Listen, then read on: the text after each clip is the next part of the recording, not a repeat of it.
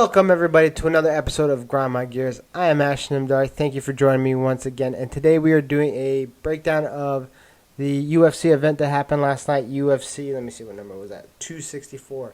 Conor McGregor versus Dustin Poirier. What a good event it was. And we're going to break that down. But before I get to that, let me talk about this right here. If you want to get yourself some awesome Nobody Cares Work Harder gear, head on over to ashtonimdar.mma.com. Visit the pro shop, order your gear, enter discount code Brown Privilege to get you some of this Brown Privilege I got going on here. Get yourself the gear. I just launched the muscle tees for the summer, so get yourself one of the muscle shirts. Look good on the beach, look good in the gym, look good everywhere. That's what we do. So, UFC 264. Awesome night of fights. I'm not going to break down the undercard too much. I didn't watch the whole undercard, but I did see two fights that interested me on the undercard. I'm going to talk about them quick. The Ryan Hall fight, and the only reason everyone is looking at that fight, especially, is because Ryan Hall is a big jiu-jitsu name, huge grappling player, and that fight only went one round, and he got TKO'd pretty hard.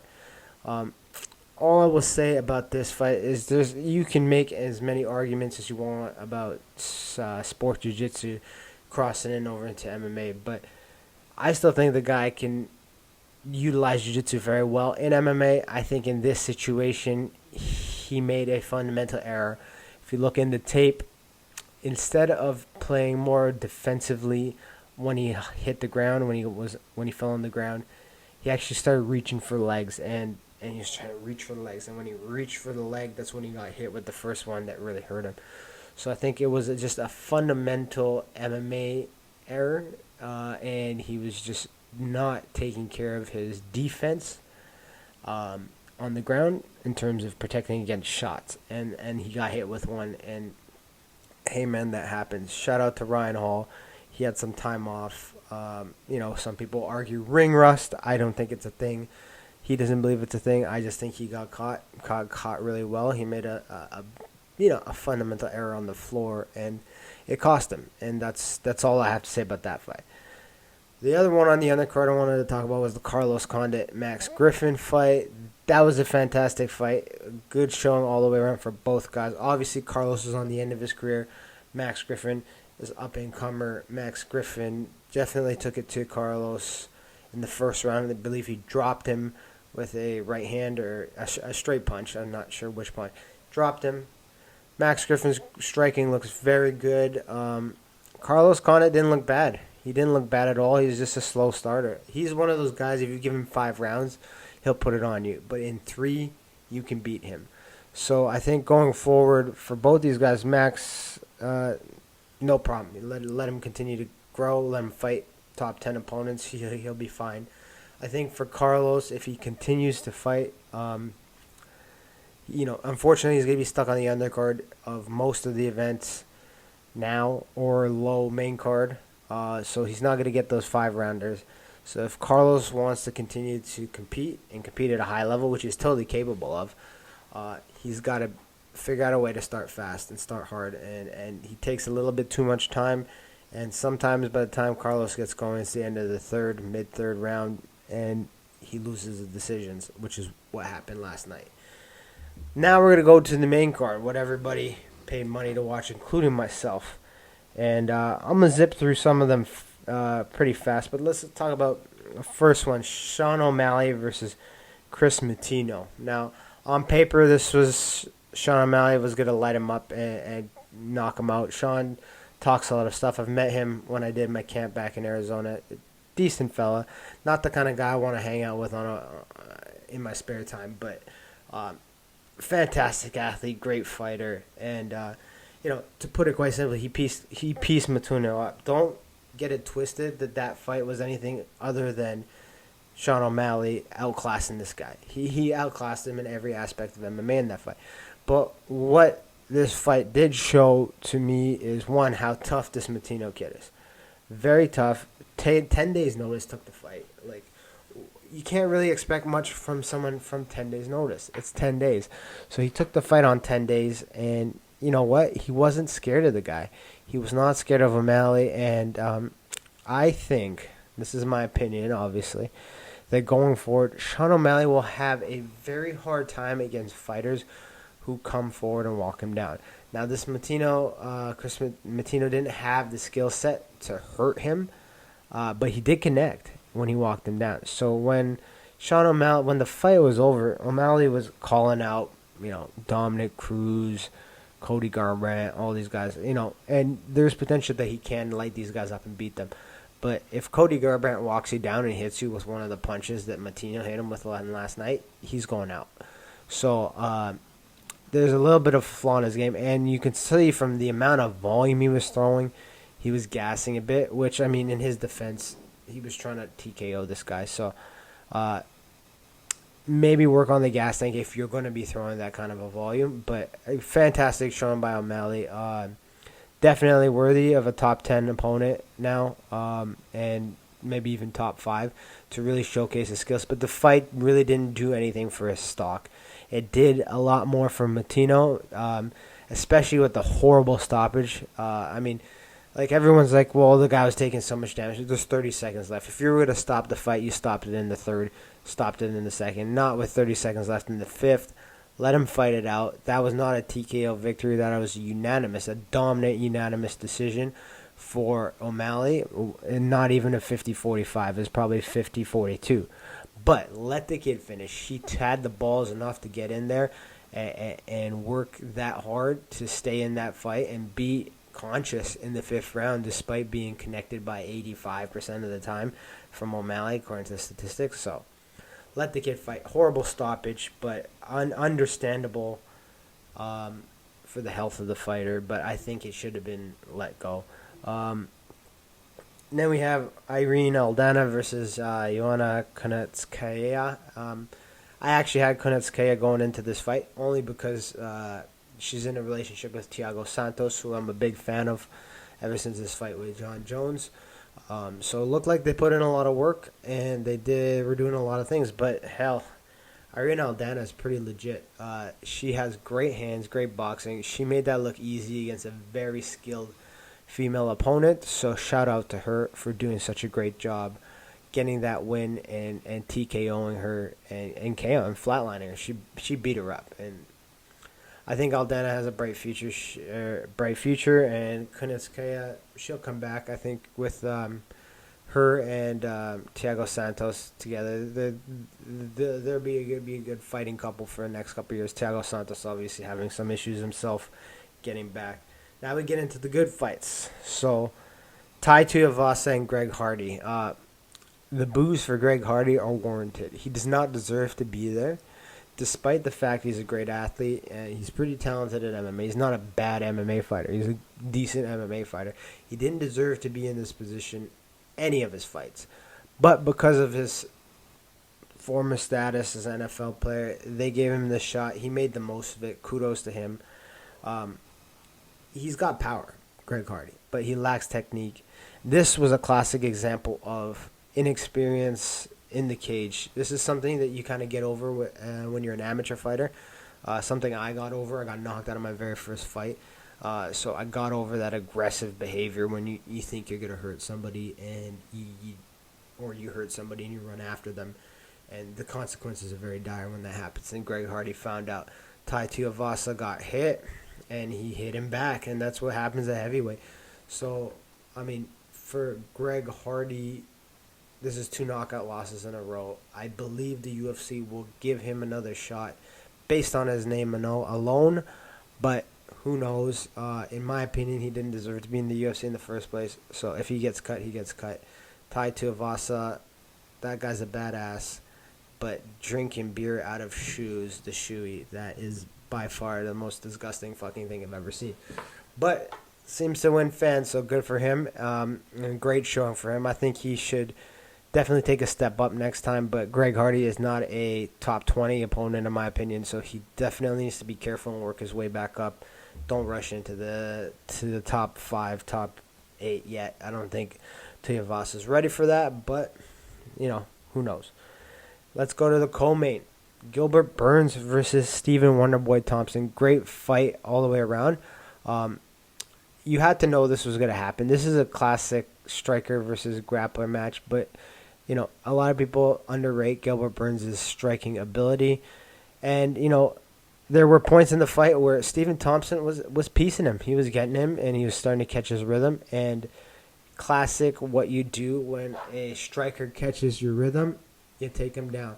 And that's exactly what he did. He took him down, I think, 3 or 4 times. But the thing was, it wasn't just 3 or 4 times of random takedowns when he was in trouble. It was 3 or 4 very well-timed shots at the end of the rounds in very close situations where if you're scoring that fight and it's an even round, he takes him down and he wins the rounds. So Gilbert Burns did a very good job picking apart Wonder Boy. Better than most people, to be honest, that do that. And he picked him apart. And mind you, Wonder Boy still had a great fight, but Gilbert Burns took the fight, took it to him, and did a great job. So, what's next for Gilbert? I don't know if it's a title shot. I think he's got to put in another one, but you never know with injuries and stuff like that. Usman, I believe he's got Covington coming up. So and that's the fight in that division. Covington is the legitimate contender for that title. So either Burns waits in line or he picks on somebody else. Who knows? But he put on a great performance. It was a great showing that he's still a contender. I just think that if he's going to beat Kamaru Usman, he needs to be able to strike a little bit better. And when I say that, I don't mean his striking is bad. I mean he needs to be a little bit more selective of when he sprints in and strikes, hurts, takedown, and finish with his jiu-jitsu skills. So we'll see what happens with him, but it was a great performance by him, and he took out Wonder Boy. As for Wonder Boy, what's next at his age, it's difficult to say. Hopefully he's going to get another opportunity, but a title run, I don't think it's going to happen. But like I said, with injuries and with stuff that happens, he could fill right into that number 1 or number 2 contender spot and still do very well. So here we go to the main event, what everyone paid for, what I pay for. Normally, I pay for a fight, and sometimes I regret paying for it. I didn't regret paying for this fight, even though it was only 1 round. Now, a lot of people, if you go online and see the reactions today for this fight, a lot of people, for lack of better, are hating. Now, I don't hate Conor McGregor. Now, nor is he my favorite fighter. He's not even probably in my top 10. Why I like Conor McGregor is because of what he has done for the sport, what he continues to do for the sport, and how he transcends the game. Now, is he the most skilled fighter in the world? Absolutely not. No. He was a champion, and he is highly skilled and can be champion again. But what Conor brings to the table is what many don't. Like, a lot of people are online today and yesterday saying he's done. He's not done. He's not done. And don't get this twisted. You didn't tune into that card because Dustin Poirier was headlining the card. You tuned in because Conor McGregor was headlining the card. All the celebrities showed up because Conor McGregor was headlining the card. Don't fool yourself into thinking you pressed the pay-per-view buy button and invited your friends over because you were rooting for Dustin Poirier only. If Dustin Poirier was the headliner only, it would be half of the buys. And I'm not putting down Dustin Poirier. He's actually one of my favorite fighters. But I'm talking about Conor McGregor here and what he's done for the game. Dustin Poirier technically won the fight, but he didn't win the fight. Okay? He was doing very, very well. He had the takedowns. Obviously, Conor McGregor, not a very good guy on the ground, but not bad at all. It's not like he's non-competitive when he hits the ground. Dustin Poirier was taking it to him, and that round was, 10-9 Dustin Poirier, and then the ankle break happened. And it is what it is from that point. It's a doctor stoppage, and Conor lost the fight due to a doctor stoppage. I think what transcended this event, what transcended this fight in people's minds is what happened after the event. Now, going into this fight, if this thing went 3, 4, even 5 rounds, questionable 5 rounds for Conor's endurance, I had Conor McGregor winning it. Not because I'm hating on Dustin Poirier because historically Conor McGregor responds to adversity very well, based on his past, and he did that last night too. He responded to adversity really well, and the fundamental one thing why I had Conor winning going into this fight was just the attitude. He wasn't that somber, respectful guy. He was the brash Irishman that people pay to watch, and I trained with Josh Koscheck once, and he had did this whole thing with GSP, and people were hating Josh Koscheck. Let me tell you something. Josh Koscheck is nothing but a fucking nice guy. And he said something fundamentally to me, and that was when I was fighting amateur, and he said something to me. He said, Ashton, people are either going to want to pay to see you get beat up, or they're going to pay because they want to see you win. One or the other. He's like, in this game, you don't get to choose. Conor McGregor didn't get to choose. People genuinely hate him, and some people genuinely love him. So if you tuned in last night, you tuned in for one of two reasons. You wanted to see him win because you're a fan of his, or you wanted to see him get his ass kicked. And that is the only two reasons why you tuned in last night. Now, I'm a huge fan of Dustin Poirier. He is in my top 10 list of favorite fighters. I've been a fan of him since he did the documentary Fightful. If you don't even know Fightful, if you haven't watched that documentary, you can't even say you're a huge fan of the guy, because that's what made him who he is today, and that's the struggle that guy went through. A lot of people are mad about the trash talk after. Conor going after his wife. Now, let me tell you something. If you listen to the post-fight press conference, Dustin Poirier didn't even care about those comments. Didn't care. If you watch those documentaries from back in the day, Fightful, Dustin and his wife have been together for forever. Their relationship is solid. That was just Conor McGregor trying to get under his skin. And everyone who's saying how the only reason Conor McGregor is where he is because of he does that. If you think he just fought and knocked some couple people out, you think he would have made it to this level where people are paying thousands of dollars just to watch him fight? No. He talks shit and you like it. Stop getting it twisted. So he talks shit about Dustin Poirier's wife. Dustin said, my wife's a rock. She can handle that shit. That's just noise into my ear. And what a woman she is. She went up. If there's a photo of her, I'm going to put it side by side right now. There's a photo of her giving Conor the middle finger while he's broken foot on the floor. Those comments were not anything but a little bit of talk to hype up the next thing. So I'm not even mad at Conor for those comments. Now, what Dustin did have problem was with the death comments, and as a man as a martial artist, not as a man, that's just shitty of him. He shouldn't have said those things, and in retrospect, I think when he sits back and looks on his days, he's gonna say he wish he did it. But these are two high competitor guys, and the emotions are high. The guy's leg was broken. What do you want him to do? What do you want him to say? You want him to be like, oh, my leg's broken. Look at this, guys. This is how much of a competitor Conor McGregor is. If you look at the two guys who have broken their legs similarly, because it's confirmed a tibia break, is Anderson Silva and Chris Weidman, a few others, they were screaming on the canvas in agony. No one was talking to them. Conor McGregor is such a competitor. Joe Rogan sat next to him, and he still had the audacity to talk. I am pretty sure if no one else was there, he would have still kept fighting Dustin Poirier in the cage with a broken leg. That's how crazy that fucking guy is. And I love it. And I love it because it transcends the sport. It took the sport from here to here. You have eyes watching the sport from here to here now. Just because of this one guy. Now, he backed up a lot of his talk, too. Now, I'm not here to defend Conor. Don't get it twisted. I'm trying to tell you guys that it ain't over for him. And by no means did Dustin Poirier win that fight. He won the round. He did not win the fight. This is not over. Conor is a competitor. For someone to break their leg and in the cage, be in that cage and say, I'm going to come get you, I'm going to do it in his Irish voice. And he's not done. He's not done. He will come back, and he will probably surprise a lot of you fucking people who wrote him off. As for Dustin Poirier, what a hell of a fighter. Great job last night taking it to him in the first round. Great job in that second fight taking it to him. And, he's got a title shot. He's going to fight Oliveira, and then this thing with Conor will be resolved when Conor's healed and ready to go.